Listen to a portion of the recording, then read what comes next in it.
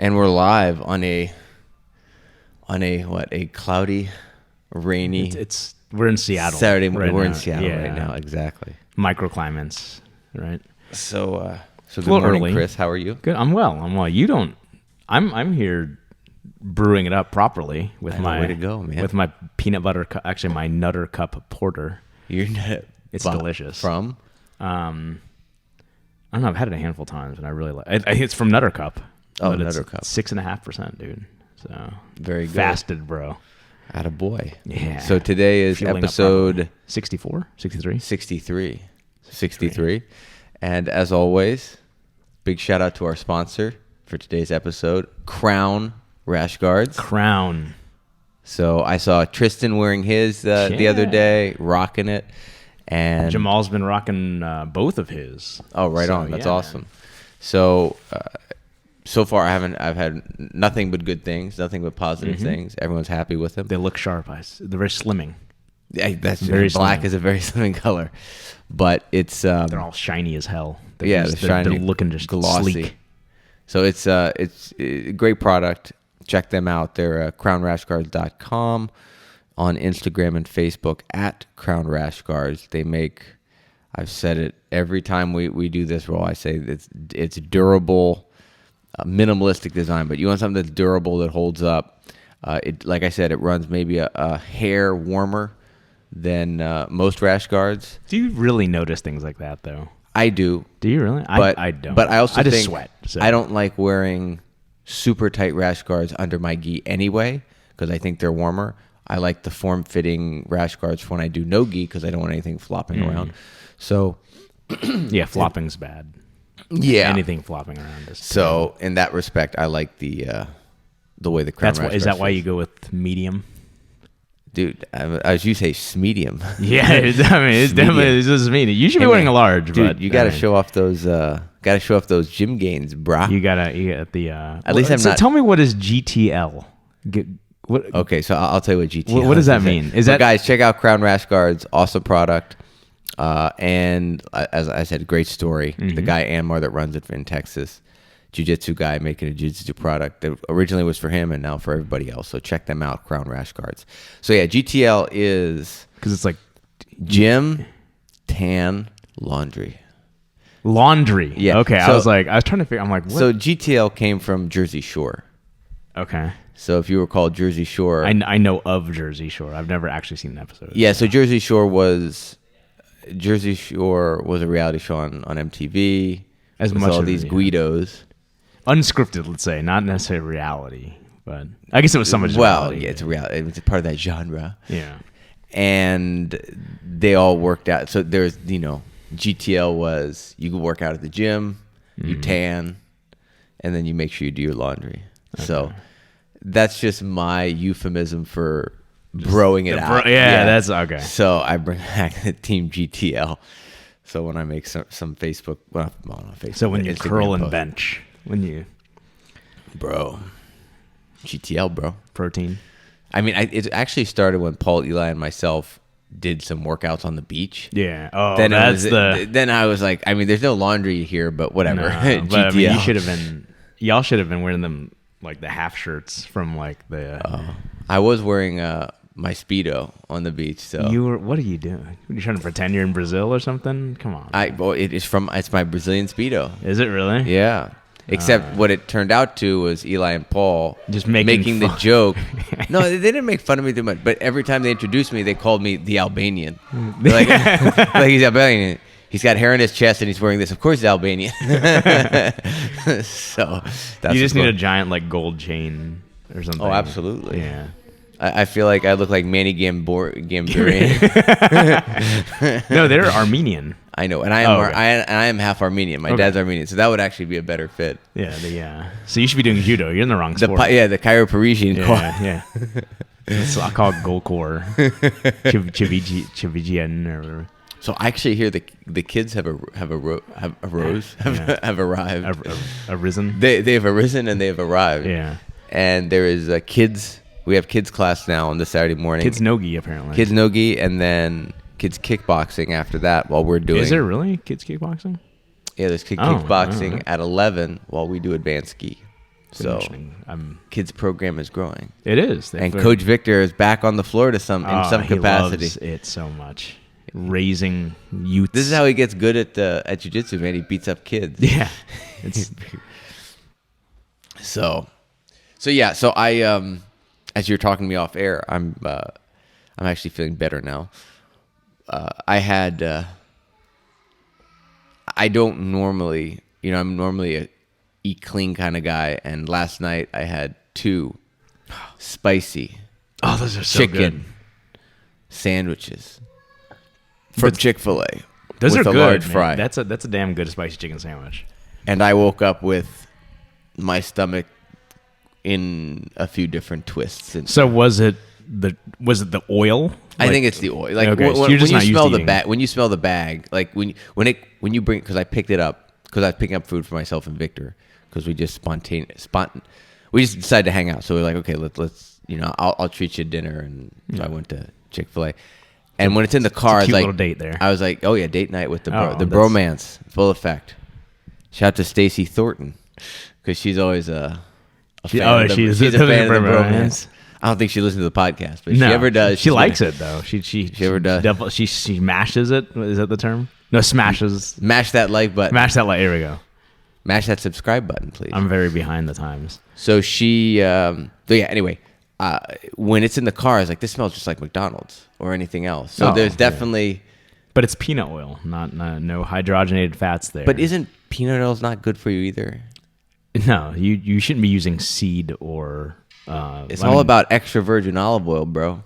It's all about polyunsaturated or saturated fats. Anyway, none of that mono nonsense. Anyway, my Ferrari-like engine did not get high performance fuel last night. It's got that And the 87 octane.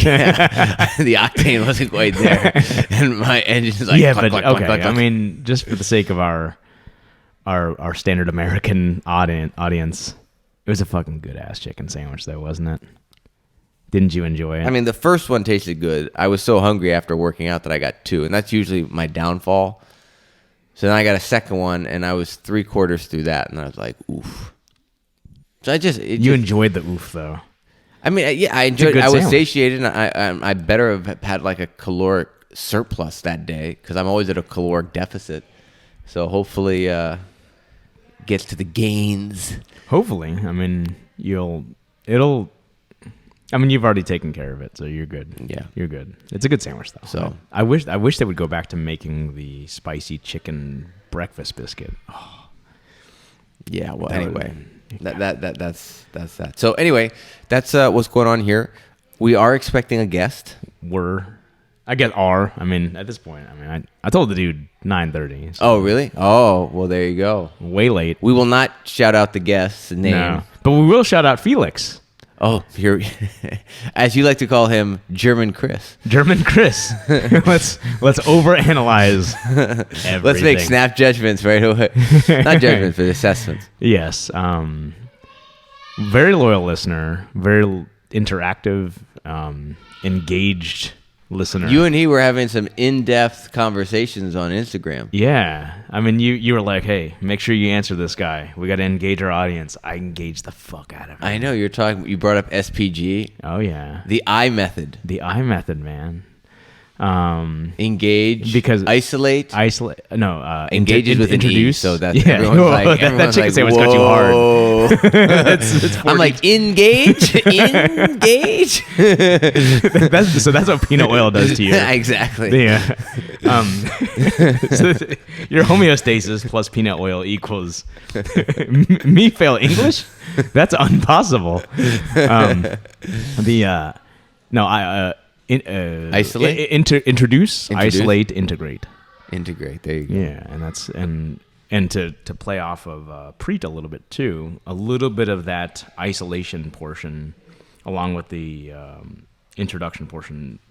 I think a lot of the people tend to fail on what Preet calls the false positive. Oh yeah. Or what we would call sort of like progressive resistance.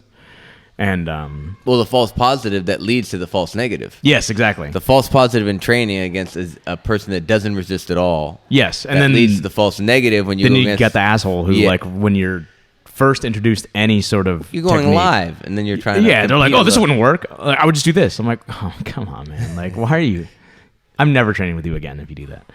But yeah. So Felix, he and I engaged in quite a bit of banter yesterday. He's got really good training ideas for a purple belt, and I think that's good. Like I get the impression he's been training for a number of years. I mean, he's a purple belt with 3 stripes. So yeah, but I mean, one of those things like if you're, I don't know if he's had the luxury of having. Well, I don't know. I don't know his training situation, but he sounds like a guy who's probably beyond that. I'm gonna make the leap to say he's probably has the time on the mat to be beyond a purple belt. Likely. I mean, and especially anybody who's deep diving that much into things, like your mind is already at a place where your technique probably just needs to either catch up or, you're sandbagging a little bit. I mean, like he's talking well, sandbag, and that might not be of his own intent. He right. might have not had the opportunity. Or he just doesn't have somebody around to promote him, or Correct. whatever the case is, right? So Correct. But hey, man, how much would you charge? A plane ticket over, and you'll promote him, right? You're a black belt. No, I have to be a third degree. What? Oh no, I have to be a third degree if I promote a black belt. Yeah, you can promote him to brown. I can promote up to brown. That's Yeah. right. So what are your rates? I don't know. What's the going rate for that now? I'll have to. I mean, is there like an eBay for this where I can check the free market? I'm sure there's a website. Just make an eBay store. BJJ black belts. Fujitsu black belts. Comes with a certificate of authenticity. Yeah, I just have to crowdsource the whatever the thing that bell checker does. Oh yeah, So it's a year old now, belt checker, and I actually just had my buddy reach out to me and he's like, hey, is this worth it? And I'm like, I don't know what sort of, like,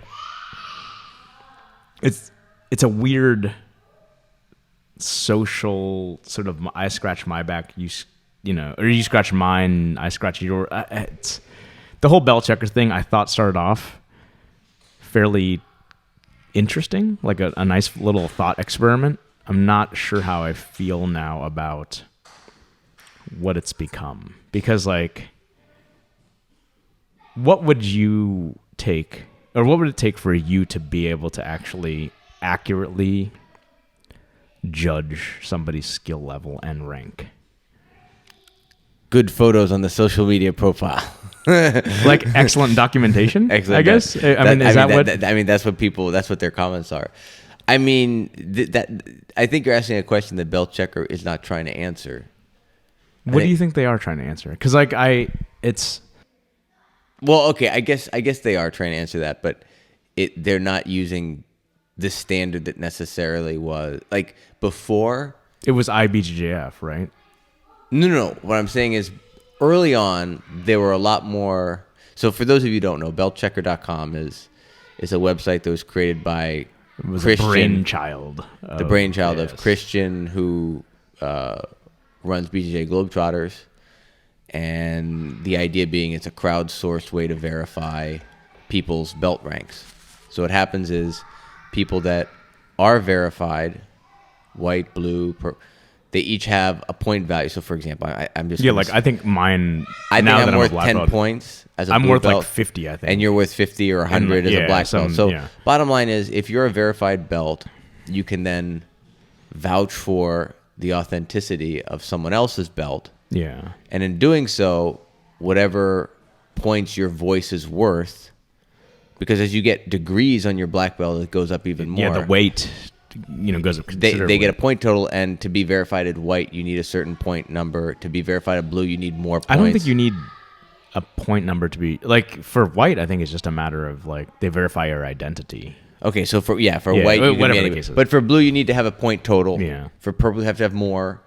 For brown, you have to have more. And for black, you have to have more. Now, I'm explaining that just because what it becomes is you create a profile. It looks like a simplistic social media profile. Straight, yeah. And then at the top, it looks like the comment section under YouTube, except the comments are from other verified users saying, I vouch for this person, Now, those comments early on used to be more in line with I've I trained rolled with- with them. yeah. I rolled with them at a camp. I saw the person. I have firsthand experience. Yes, legit. Like, Yeah.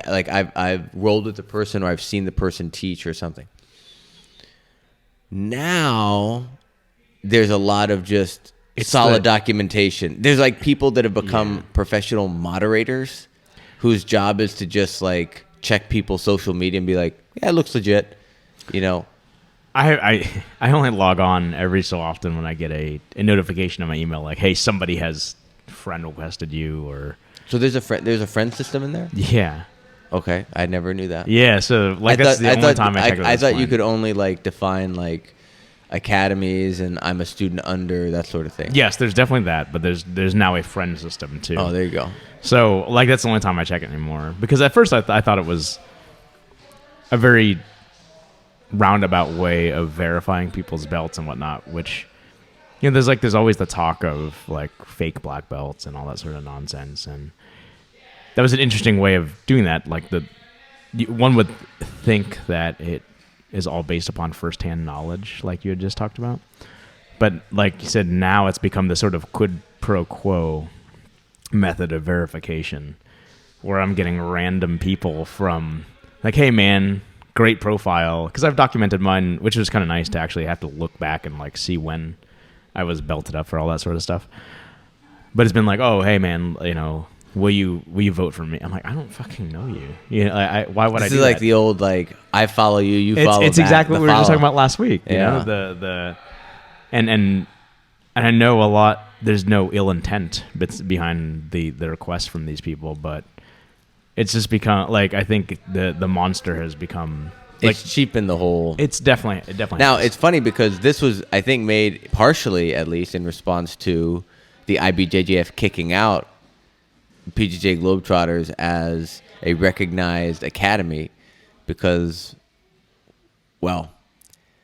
IBJJF argued that we can't, these people aren't actual, like, how do we know if they're actually at this belt rank? Right. That was their response. A lot of people suspected it was because they sat there and they said, we've got way too many people signing up under BJJ Globetrotters. If we could break that population up into smaller academy groups, that's more money for us. But like, so if I you mean, take the financial that's the component out, speculative. let's look at. But anyway, they created the thing, right? Yeah. They created it, and that was like, hey, well, we're verifying these things. Like, we're verifying it transparently. Mm-hmm. So that was partially, at least, to address that. So I just want to finish that thought. Go ahead. What were you saying? It's So take away the financial So component. take away the financial component of it, like of IBJJF handling that, right? Mm-hmm. I've always figured like whether somebody claims to be a purple belt under BJJ Globetrotters or a blue belt under Globetrotters, or whatever the case is, right? If they choose to compete in an IBJJF tournament, shouldn't the pressure test speak in and of itself? Right? So like if they're a blue belt and they win a blue belt division as a Globetrotter, then so be it. But if they just continue to compete as a blue belt and constantly lose as a blue belt, then they're not a cream of the crop blue belt. So what, just arguing against BJJ or IBJJF, what does it matter at that point? Shouldn't the results speak for themselves? I guess you've never heard of people sandbagging. It's always people saying that they're higher than they are. People rarely are, because of, I guess, human nature.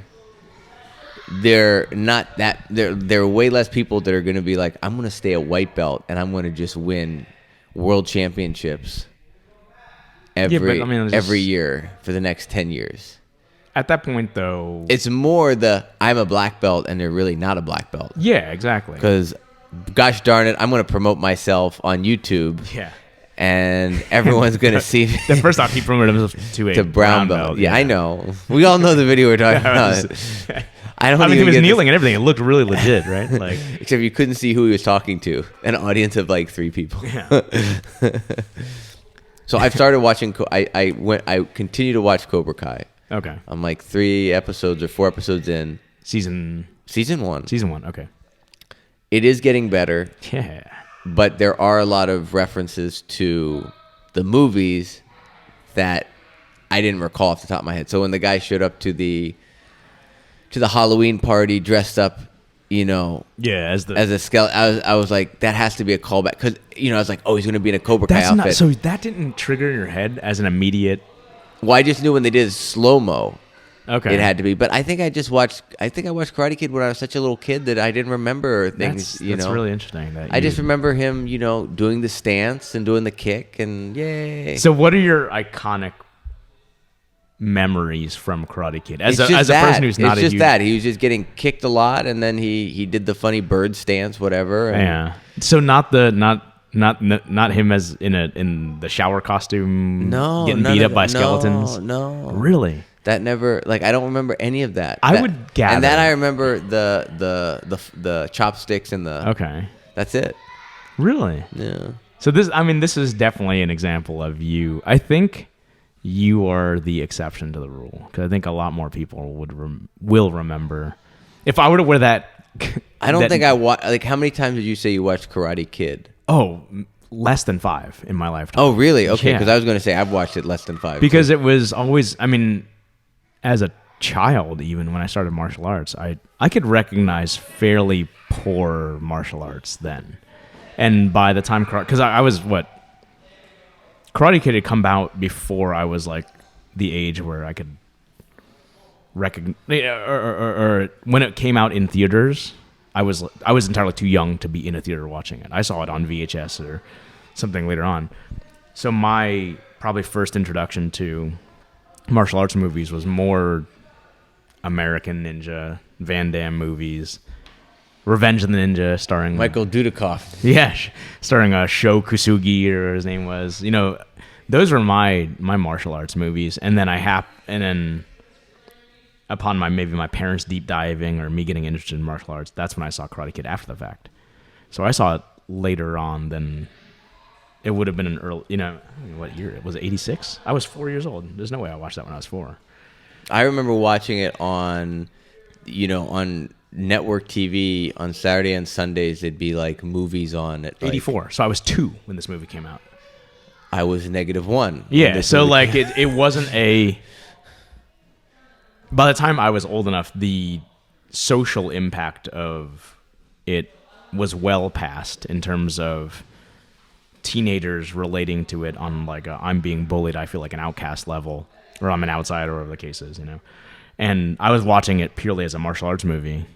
So the iconic moments in it stick out more to me than the message behind it.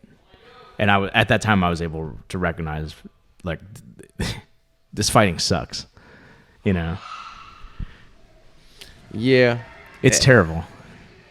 I mean, but that to me, that's not the point of the movie. The point of the movie is not the core. Yeah. I know.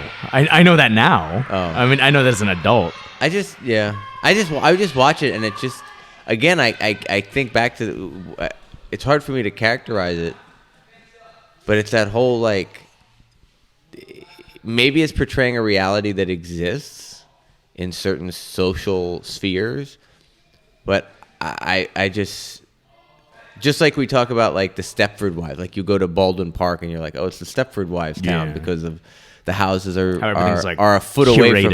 Yeah, I get the feeling with this in its own way. It's like this is this world that I've never experienced. Like I've traveled around and I don't. You never. There's plenty of things I haven't experienced. Barrios of L.A. There are plenty of things. Yeah, there are plenty of things. I have not experienced. I'm not. Well, I'm not claiming to be the most interesting man in the world yet. When I'm 80 and I'm drinking my Dos Equis, then maybe I will. But the point is the environment and the types of people that are portrayed are either people and environments that I just can't identify with at all, or did you go to public school? They're vastly overly dramatized and caricatures of reality, like the nerd table. Like that was, I thought, vastly like that. That's like such a caricature of what nerds are. Agreed, and then the right? Mean Girls are such caricatures. The Mean Girls especially, they ripped that straight out of Mean Girls. Yeah. It appeared that way. Whereas like the other, the nerd table, I felt as though it was fairly. I sat at the fucking nerd table. You know, like there were definitely like. Are you saying that in your experience there were not cliques that only isolated to their own No. sort of I'm microcosms just saying of that they I think I would have felt it was a little more believable if they had just ratcheted down. They took the cliched elements of those social groups and that environment, and they cranked it up a little too much for my tasting, Okay. where it took it beyond real. But again, maybe it's my lack of experience, because that whole Encino Valley kind of thing, like Right. I just maybe that's totally on point. I've never been to Encino Valley, but yeah, it just I can't seems speak like for that. I mean, but it just seems but you went to so a public high school, right? Like you mean to tell me that you bro. I was homeschooled my entire oh life. man, okay. But I'll have to actually but ask you about that too. However, that means I wasn't completely isolated from those schools. I did go to primary, whatever it's called, elementary school, middle school, for various activities. Okay, so you were integrated socially. I integrated socially. I played on the high school tennis team. Mm-hmm. So I got a taste. I wasn't embedded. I only saw glimpses. I would say you probably missed out on that in the effect of it's a little bit more Pronounced that I'm thinking. Yeah, for sure. Okay. And that's a debate that Stacy and I come constantly. I mean, we're both products of public education, and we grapple with it. See it there. I see what you just did there. Every Pun day intended. now that we're near the age of deciding on where we want to send Connor is like, do we homeschool him, do we private school him, or do we public school him? So I'm a firm believer of it's more important to stress education at home and that sort of thing, and let everything else kind of fall into place. I mean, I think homeschooling is amazing. Yeah, I would do it again if I could. But I'm the first to recognize that there are a lot of people that game the system when it comes to homeschooling. I know of a lot of people that at families that have child athletes. Oh yeah, and yeah. They use homeschooling as a way to subvert, actually going to school and getting educated and giving that child more time to train their sport. Yeah. I also know that homeschooling is used by more religious families to. Yeah, we didn't come from monkeys, man. Yeah, to to potentially avoids what exposure to ideas that you might see in public school potentially. So I've seen more examples of homeschooling not working than working, and I was the first guy that God, you talk about a question that I would just get all the time that would just start to irritate me after a while. After years and years, I was like, "Oh, you're homeschooled. Do you have any friends?" And did you really ask that? Get all the time, all the time. Not now because I'm an adult. Yeah, and my education didn't come up, but all the way up, through college and probably just after it, when education was more. I mean, certainly in high school and stuff. But yeah, do you have any friends? And it was one of those things. And I've said the only thing I missed out on was emotional intelligence when it comes to girls and relationships. That was the only thing. That was the only thing I was behind on. In terms of social interactions, I was able to get social interactions. Plenty of other avenues. Yeah, I was active in sports. Right. My mom did make sure I participated in activities. Like I took part in gym class at my local school for years and years, and that really, I mean, that probably helped. I wonder how that works. Like you sort of like register the child. No, so at the time, electives? the state of Maine actually had a law, and I don't know if it's still in effect, that a homeschooler could certainly participate in school sports in the district that they live. So there was some rules or laws that made sure homeschoolers were not isolated Yeah, and I'm prevent very it. certain there's something in Florida like that because there was a girl. There's some states that don't allow homeschooling, Really, or at least there were when I grew up, and Maine was one of them that's that really allowed. strange. So it's Like, interesting. I can't even imagine So- not allowing a parent to choose to raise their child and educate their child how they would like to. That's where that conservative in me comes out a little bit. Like, it's a Liberty, little- yeah. yeah. I'm like, that's a little weird. So certainly sports were kind of my avenue, but I had plenty of ways to interact with people and be friendly. Now, granted, I think growing up in the country did affect me, but I think that's different. It wasn't the homeschooling that I grew up in the country in a rural area. And I think when you grow up in a rural area, you learn to like entertain yourself essentially, exactly right? Like I would make maps of the forest, I would go out, and, I mean, and yeah. build, and take rocks and make little fort walls.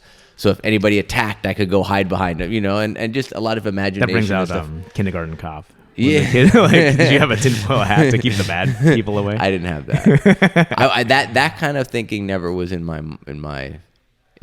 never influenced me. So yeah, I think being homeschooled and growing up in the country had an effect on me. Whereas if I was in an urban environment, I would have had experience in other things and developed other skills. But certainly I think being homeschooled and not being in a public school setting, especially in high school, for hours each day for years and years, did make me, what's the word when you're behind? You're deficit or deficit. It's like when someone's what's you the needed word? like remediation. Like remedial. Basically, I need remedial. Oh man, that chicken sandwich has got you all fucked up. Remedial training when it came to girls. Really? Yeah. So when I entered college, I was way more naive than a typical freshman. Did you like punch them in the arm and then run away? Not like that. But just in terms of how to handle. So and honestly, like of all the drawbacks, like I'll take that drawback. And in a weird way, I think it was probably good that. Not in a weird way. I mean, looking back, it was good that. The sort of self-directed learning, I'd imagine, lends itself to your entrepreneurship and your time management quite a bit more. Because you... I mean, homeschooling, in my case, definitely developed my ability to teach myself stuff. Mm-hmm. Which is very evident in your jiu-jitsu journey. Hugely valuable when it comes to being in college. And learning in a workplace. Right, because you go from structure to essentially be your own boss when you're in college, right? When I would say a large proportion of new college students, do not have the discipline or skills to manage their time effectively. In fact, there's a debate, in the academic community that I've heard about when I was in school about should universities make the science of learning, a class around the science of learning, mandatory for freshman students so that they learn how brains work. That should be introduced earlier than college. Probably. Right. Sure. But and a lot of times, what are university professors going to say? This should have happened earlier on. Yeah. What do math professors complain about? The kids' logic skills are underdeveloped. Why? Because school before that, the public education system let them down, kind of thing. So, it is what it is. But I think just to put a bow on the homeschooling thing, in my case, it worked really well, in my opinion. But I had, parents, especially my mom, who was extremely committed to it and sacrificed a hell of a lot of time and love. She sacrificed love. She provided love. And if you want to use the modern term now, empathy, because I was I misbehaved. I took advantage of the fact she was my mother, in the sense of, the threat was I'll send you to school. But, really? I'd have my mom crying. She's like, I don't get paid to put up with this shit. you know. Really? Because I'd been misbehaving, you know, and I'll just send you to You school. were a That was the misbehaving threat. child? Absolutely, I'd misbehave as a child. Were know. you misbehaving as a child, or were you being a child? There's a difference, right? Like, because I see this all the Probably time a little bit now. of both, but I actually got to the point, like, even as a, God, I couldn't be more than like 10, where I knew that I'd crossed the line and I'd try to lawyer my way back to the other side of the line, you know? But the thing that my mom did, which is so amazing, was she would spend hours and hours upon end to take a very unorthodox curriculum and write it in a way, in a standardized, organized manner, so that the state of Maine's education department could make sense of it and say, yes, this meets the standards for passing 4th grade, passing 5th grade, passing 6th grade. How do you feel that sort of self-directed, unorthodox type of learning? Obviously, it's lent itself to your jiu-jitsu, right? Where you have an idea of how I can learn this better. And in my conversation with Felix, we both recognize that, I mean, you just said it yourself, there should be a class for students, freshmen in college, or even later on higher belts in jiu-jitsu, where you should be taught how to learn, right? It's different in a sense that with the commercialization of jiu-jitsu, obviously it's a product, and I'm expected to just pay and consume and come, and you just give me the product and that's it. In your foundations class, how much of, guys, this is what the expectation is, you know, you will have to learn a little bit on your own outside of just the 30 minutes that you get here on the mats, and then a little bit of live rolling. You know, like, how much of it is, or is it more like you approach it from a foundations class of, like how John Danaher says he's a hyper conservative when it comes to fundamental stuff, but a libertarian when it comes to advanced intermediate, when you're, quote, expressing yourself in jiu-jitsu? So I feel like it's weird for me to say, because part of me doesn't want to say this, but I do think there's something different about learning the subjects you learn in school and learning jiu-jitsu. How so? Because I think, one, the former, what you learn in school is part of the formation of a young mind and a maturing mind, and the introduction of concepts that we kind of collectively have deemed as good bits of information for a young person to know, like foundations of logic, arithmetic, some basic knowledge of history, language skills for communication. And jiu-jitsu could be used as a metaphor to teach all those things, but you almost need the concept of language to know jiu-jitsu. You need the concept of language in order to be taught jiu-jitsu. Yeah. You need the concept of language to understand the system of jiu-jitsu, because jiu-jitsu could be expressed as a language. You need logical skills to enjoy. So I just. So you think that jiu-jitsu is a little bit higher up? I think so, but I think so. But I think you could. I mean, I think learning a sport seriously at a young age is nothing but beneficial to a person. I don't think, young person needs to be in class learning the ABCs, 1, 2, 3s, and history, and some biology, and then go, then learn jiu-jitsu when they're 16 or 14 or whatever the age is that they, you know what I mean? Like, I don't think it's like that, but I just think about how when I went to college and I was in a structured class for the first time, that were you like, what the fuck is this? That was when I was in the pool on my first day, and there are all these hot girls around, and I was like, "Oh my god, there's a country boys in the, However, and I'm in Did you Florida. have your stick with like the sack on the end? Yeah, I know. Exactly. Your corn cob I pipe. know. Exactly. Got a piece of grass in my Your overalls with the pant leg rolled up. Exactly. No, but I remember just how disappointed I was and how sad I was, because I was like, instead of learning, I'm being taught to do the bare minimum to complete tasks.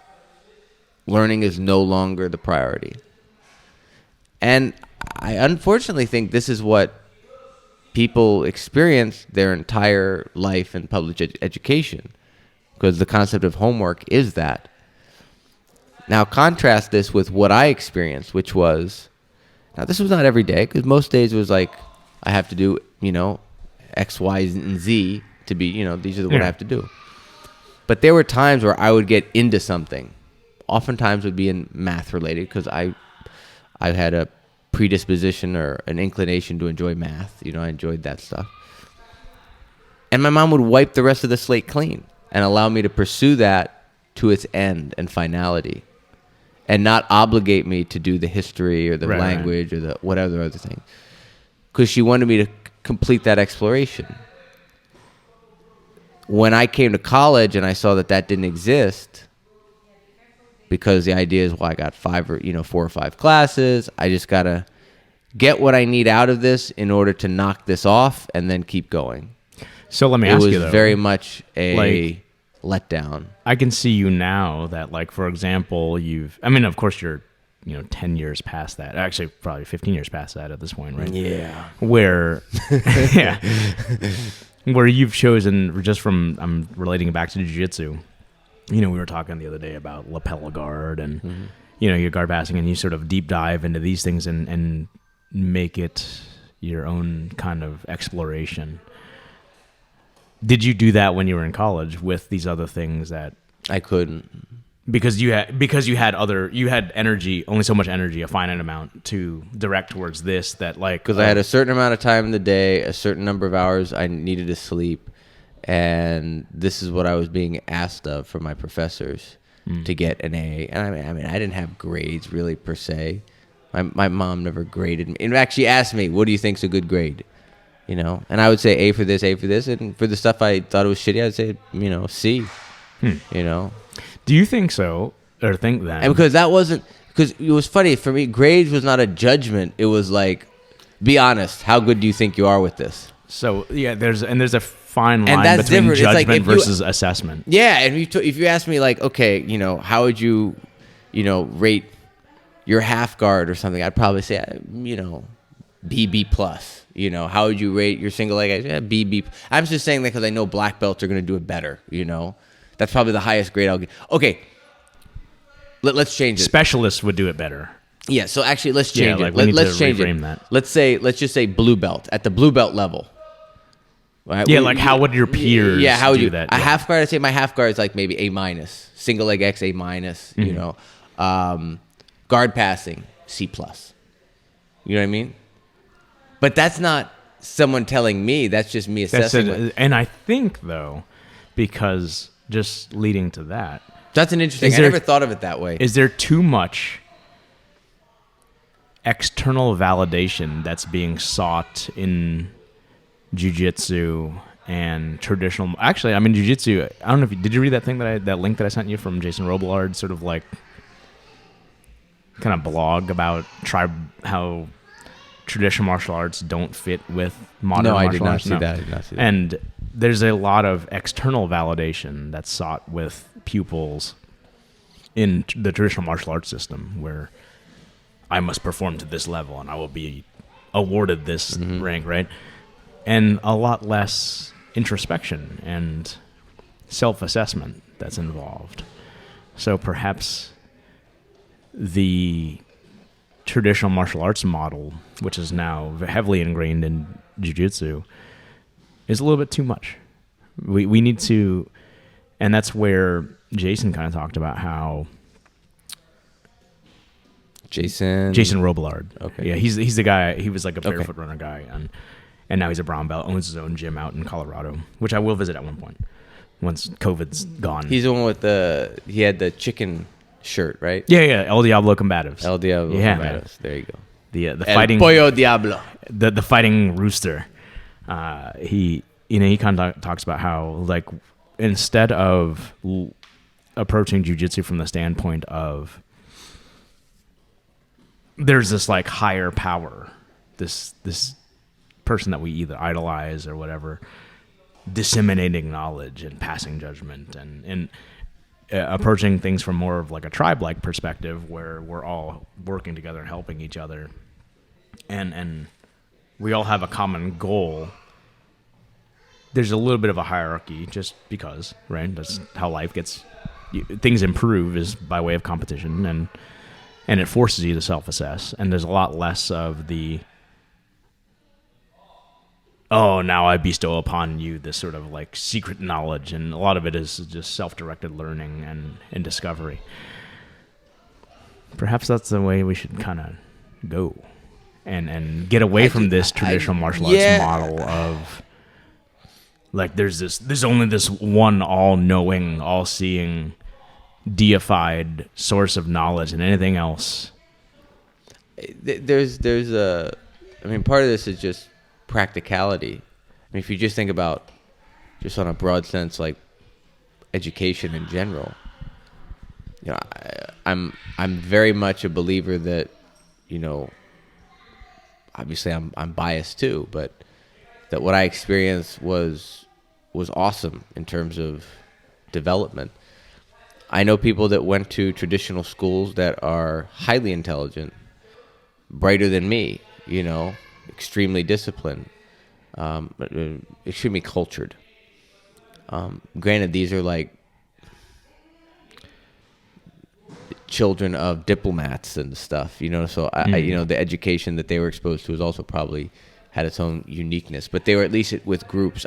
The thing is I don't think it's certainly not sustainable for every parent to teach their child, nor is every parent qualified or have the energy or interest to teach their child, right?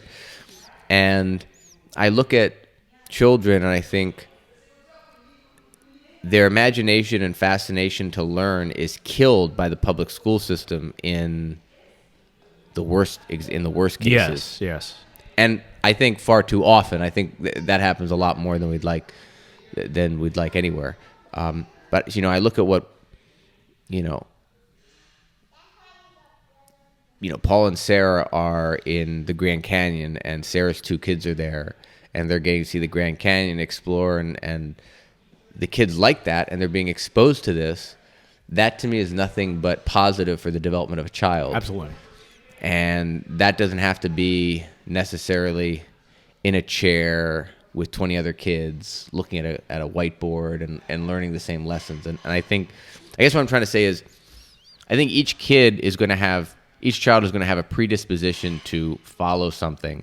And if we can foster that, then that child is going to get farther in the education, in educating him or herself, because they have an interest or interests that are driving them, that will then make them interested to learn all the auxiliary things. So let us look at that, and just looping back to Felix a little bit. Mm-hmm.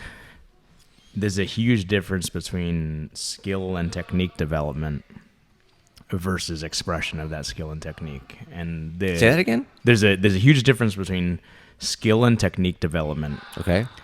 And versus the individual's expression of said skills and techniques. Okay. So, what are the minimum skills and techniques necessary for education, for athletics, for jiu-jitsu? I know, see, I'm just looping it back to jiu-jitsu here. You know, because quite frankly, not a lot of people have the opportunity that, like, for example, Sarah and Paul right now are doing with their kids to go and to take explore the Grand Canyon. Yeah, take their kids out of school for, you know, a couple days, whatever the case is, and go to one of the most awe-inspiring places ever. You know, obviously basic skills. I mean, they could have just watched it on TV and just talked about it, right? Yeah. Like they could have done that too. I mean, but it's not to disparage. That's just the only thing that's available to some people, right? But it's up to the teacher or the proctor, moderator, whatever, the disseminator of information and the facilitator of learning to engage that student's mind, to ask them the right questions that will force that child or student, just in general, to want to learn more, right? So it's a matter of not just how are the questions being presented to the students, but how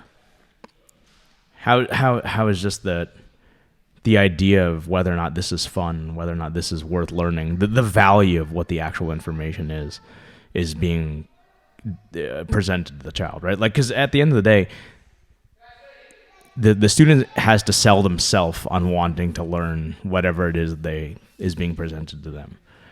The facilitator can only present that in a digestible, interesting fashion. And obviously public school, love it or hate it, is they force the sort of like idea of equality on things. I'm shaking the hell out of this table, aren't I, too? But I apologize. I'm hoping it doesn't pick up the vibration doesn't get picked up here. I mean, granite transmits sound waves fairly well. I hope so. I hope not. But obviously the public educational system tries to be equitable, but ends up settling on equality oftentimes. Well, I mean, you asked a question at the beginning, which was, what are the base foundational skills that need to be taught? How red am I getting right now? Not that red. Really? I mean, my body's just like, calories. I think, so I can only relate it to my development, because I don't have experience as, I haven't studied teaching. I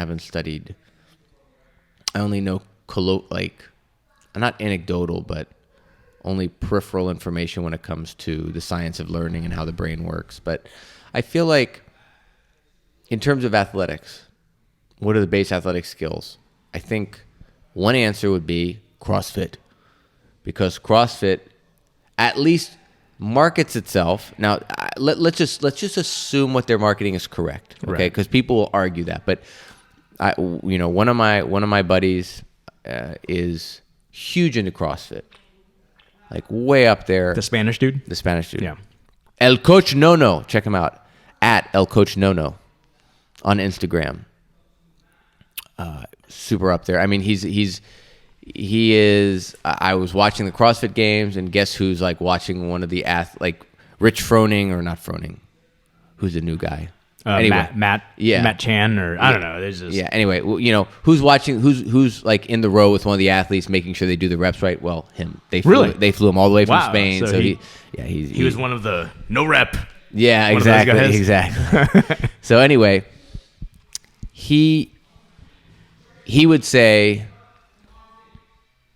if you took all the sports and you drew a Venn diagram with all those sports, the intersection of those sports would be CrossFit.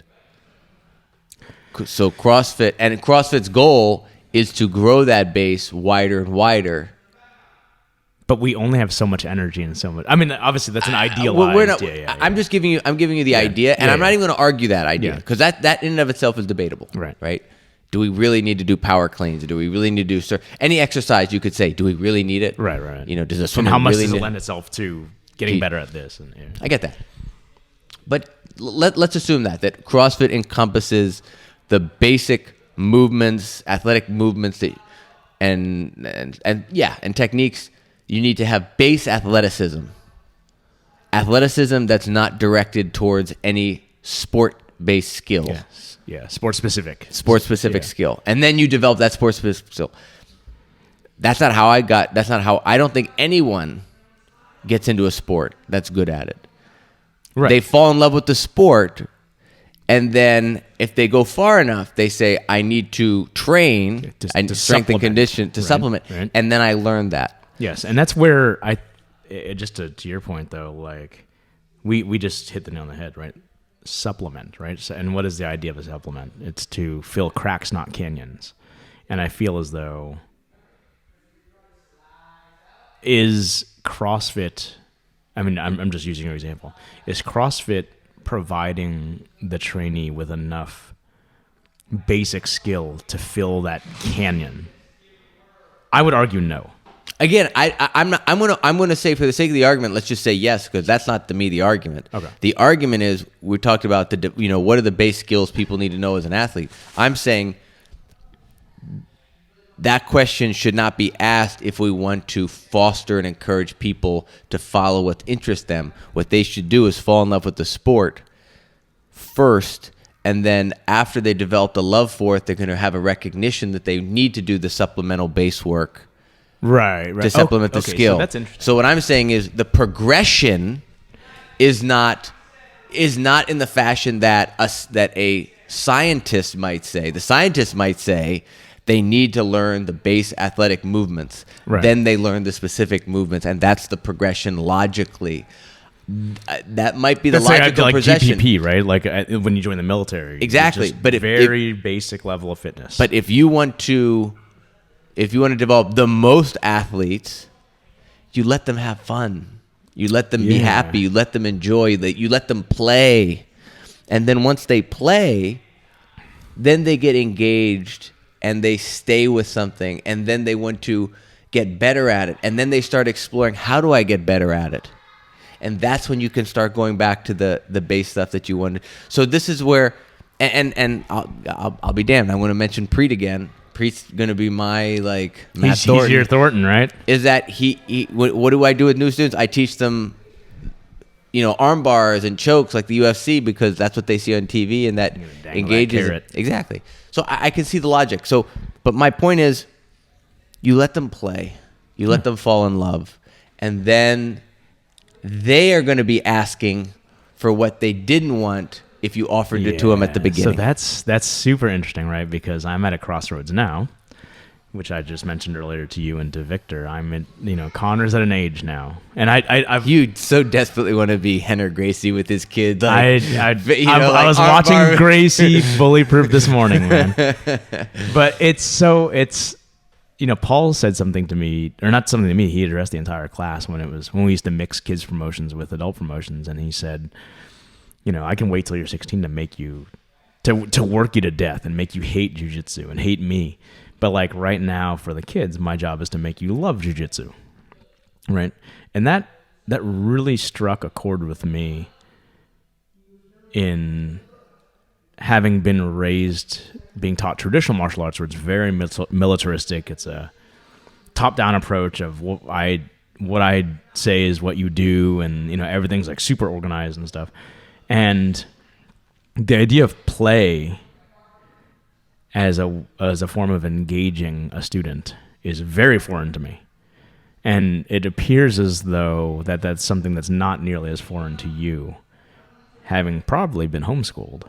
Absolutely. How did you even discover tennis? Was this just something that you I think you have to be forced to do things, and then, or not forced to, given the opportunity to try. There's a difference, right? Yeah, but I didn't know it existed, so I was just taken there. Wait, but that's being forced to do it. With semantics, I don't think I'm not using the word forced as strongly as probably you have it in your mind. Yeah, I'm like, oh, you will. Yeah, when it came to tennis, there was tennis is probably a lot like jiu-jitsu back then. There weren't many people that taught tennis. Well, especially in Maine. In Maine's not a tennis place. You're in a small area. It's not the Maine. mecca of tennis. No, so there's maybe one or two people that coached tennis that were tennis coaches. Sure.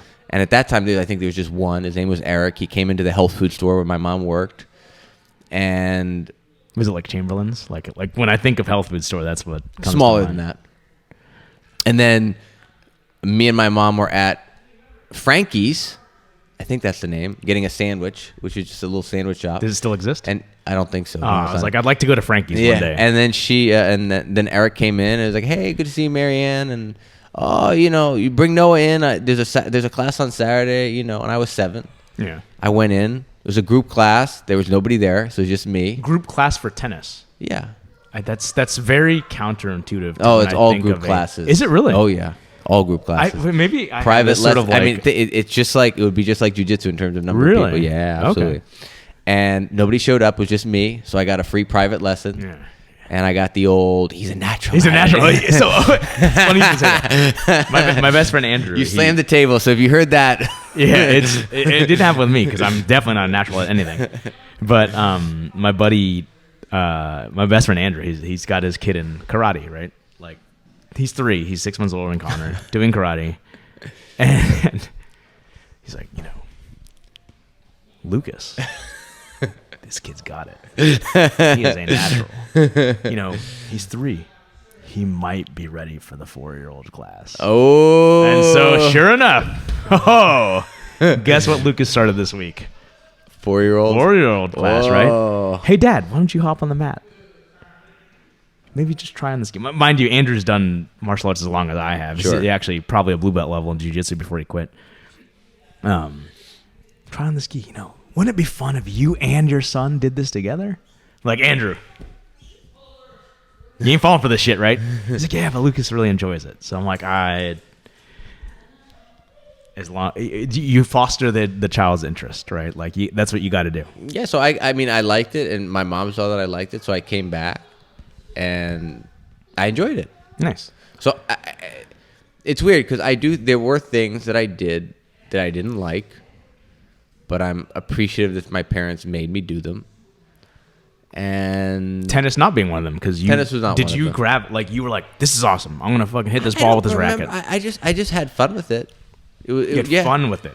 I had fun with it. Yeah. Nice. And I don't know how I developed my competitiveness, but I'm definitely competitive. I don't know where that came from. But my example is like there are two things. Like when I was 12. And we're going to have to shut this down soon. When I was 12, I have family, especially on my father's side, throughout the world. And because I'm homeschooled, it's not like I have to miss school. Yeah. Like I can be taught on the road. So I think that was a big part of my education. I was able to see places at a young age. I was able to see India. Just out of curiosity. By the Were time you I was actually doing homeschooling while you were on the road? Yes. That takes a lot of discipline on your mom's part. Oh, yeah. Or I mean, we whoever. brought the I don't know if books, your mom like and the dad- books yeah. came. Like that's awesome, right? Like, and that's where. So but the thing is to teach someone in 1st through 4th grade or kindergarten, you don't need to do. It was after 4th grade that things started to get a little. If you look at what's a little required, bit more defiant. Yeah, no, not for me, but in terms of what's needed to be, what do you need to learn at that level? Like even through 8th grade, it's not that much stuff. It's shocking how long You spend in school sitting around to do the stuff that you have to do. Now, granted, if you're one-on-one, you can advance at the speed that you're going at. Many times will be faster. Sometimes it'll be slower. So are you saying the entire public school system? I mean, I'm speaking very, very, very painting a very wide brush. Extremely inefficient time-wise. But that's not their fault because when you have 25 kids in a class, I mean, what speed do you go at? What speed do you go at? So like this is But here's the thing: they're kids; they're not adults. So for you to say I go at the average, that's now we're dealing with leaving ethical. behind. Yeah. Now we're dealing with ethics here. Like, yeah. We're talking about a kid who doesn't know any better yet. Like an adult, you can say, "Hey, Mr. Smith." Right? Yeah, Mr. Smith, you come to jiu-jitsu twice a week, and everybody else is coming 4 days a week. We assume that, so you better touch up things on your own. Or you just college student, you need to touch up. I get that. When you're a 6-year-old or a 7-year-old, that's why I said I think ideally each student gets individual attention and goes at his or her own pace. But realistically, that's impossible because we don't have that. Maybe in the future we're gonna have robot teachers, and there'll be a robot tutor for every student. Who knows? Yeah, it's called an iPad, right? Like where there's a lot of self-directed That's learning scary. and these modules, right? And that you finish the modules at your own pace. So this is interesting too because Felix. Love you, Felix. You're my new talking point. He asked me a question, a very, very interesting question, and he said, "How long do you spend on a topic?" Mm-hmm. And just lately, the way Paul's approached things is he says, like this is our curriculum. It's a 4-week thing. Mm-hmm. We're gonna go through this progression and sequence. We have a mesocycle. Yeah, we basically do, right? And if you miss it, you miss it, and it's on you to either catch up and play makeup or just figure it out as we go. Yes. But the assumption is we're dealing with adults and intermediate advanced jiu-jitsu students. Is that the assumption? Yes. Is that not the case? Oh, because Paul doesn't teach fundamentals. Or Right. you're teaching fundamentals. Fundamentals. So I guess I can't speak for. Well, I'm comparing Fundamentals that class. to like kids in school, in public school. Like that's Right. that's Yeah, that's true. Yeah, you are dealing with adults, and I don't know what the structure is for the actual kids class here. So to answer Felix's question, I did my sort of like half-assed answer of like I myself, because I deal with a much smaller class load in the 6 a.m. classes, I'm able to cater exactly to my audience and what they need at that moment. And then, but Paul obviously does not have that luxury since he's got hundreds upon hundreds of students. I guess the only thing I kind of wanted to say was like, was there like I can think of a couple times where I had traveled enough as a kid, more so than the average for the American, I would say, that I developed a phobia of teaching. So A phobia of teaching? No, excuse me, of traveling. Okay. Of traveling, and. When I was 12 and we had another trip coming, I was crying. I was like, I don't want to leave home because we're going to be gone for like 2 to 3 months. Really? Yeah. So and 2 to 3 months at a time? Yeah, in this case. So wow. Yeah, because this was going to Singapore, Kuala Lumpur, Calcutta, India, all this stuff. Increíble. Huh? Increíble. So, and that's a separate story. But But I'm looking back. I'm glad that I was forced to do something because I didn't want to do that. Right. But I'm appreciative that I did because I had all that life experience at a young age that people even my age now haven't experienced. Yeah. Right. Yeah. Exactly. And then the other thing, as insignificant as it seems, is my dad, when I was young, made me twice a week take out the encyclopedia, which we had an actual physical encyclopedia. Like the World Book. Transcribe 2 pages worth in cursive to practice my cursive writing. So what that meant is I had to write 2 full single-space pages of cursive writing, and he just suggests I transcribe from the encyclopedia. So I would read. I go to T in tennis. Tennis is a sport, and copy that for 2 pages. I hated that. I absolutely. Do you appreciate it now? I appreciate the fact that he made me do that, and it wasn't much, in the grand scheme of things, that's it wasn't much. But I do think it's a sucking it up, thing. Yeah, and doing things. And my mom has always been great about saying to me, she's like, son, she's always the first to say, follow your bliss. Super Eastern philosophy, but yes, go on. Very much from Joseph Campbell. That was work, but. With any job, there are going to be parts of a job you don't enjoy doing. Sure. Right? The question, obviously, how much of your day-to-day is that? What do you want to balance and that's as we become adults, like, oh, do I quit my job or not? Like, So I do think, for me, and again, I'm hugely partial, I think a child needs to be given some discipline and forced to do things they dislike. Nothing that's going to be harmful for them, something that's constructive, but they may not see it right in that moment. Like I don't. Like and just I'm the all same for, as a jiu-jitsu student. I'm all right? for play. Yeah. And all that, but there also has to be some like, no, I'm telling you to do this because I know it's good for you.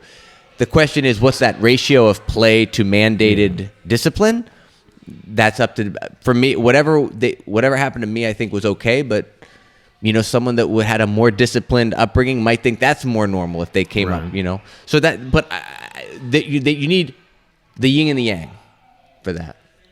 So questions to ponder as you're about to teach. So now you're going to think, how much do I let them play? No, today's going to make everybody throw up. All right, way to go, brother. Today's I've already. I know you've already set that stage. You've already put it out there. So today's I'm going to cool be pummeling to takedowns to live rounds with no rest. I'm cool with that. We'll see who's out there. We'll see how much that chicken sandwich comes out. So, well, hopefully it came out the end it should have come out. Yeah, that would be terrible. That would be a super trainee or coach. And then we're okay. But so guys, before we go, remember, check out our sponsor, Crown Rash Guards. They make durable, awesome beautiful rash guards. Rash guards. minimalistic, simplistic design. They're ranked. So if you want to show off your rank, you can do that. But I've been wearing mine for well over a month now. Yours is all black, right? Mine's the all black, and it looks brand new. And we're actually going to compare it to a brand new one that's going to come in the mail, and we'll see if we can tell the difference. Control. I'll label them. You turn around, or we'll do the whole control. I don't know if we're going to do that, but anyway, check them out. It's www.crownrashguards.com. Guys, I didn't say at the opening. It's important. Use our promo code BREWS, BREWS, and get 20% off your next order. That's crownrashguards.com. Promo code BREWS. You can also see them Instagram, Facebook, at Crown Rash Guards. Guys, like, subscribe, share, tell a friend. You can find us on all major podcast platforms. And subscribe on all of them. Yeah, subscribe on all of them. Subscribing is great for us. Play them on as many devices as you can. Different IP addresses, please. That's a little overkill. But subscribing is definitely helpful because not only is it helpful for us because it gives a good read on our audience, but two, anytime we drop something new, you'll immediately be notified. Whether it's Spotify. Don't be afraid to reach out to us. As Felix will tell you, Chris and Noah are not afraid to engage. Exactly. You'll be surprised how much of a response you'll get. I guess we're not that busy in our day jobs. But anyway, guys, thank you for listening. We'll catch you next week, same time, same place. Let's get ready to rumble today, Chris. Class. All right, see ya.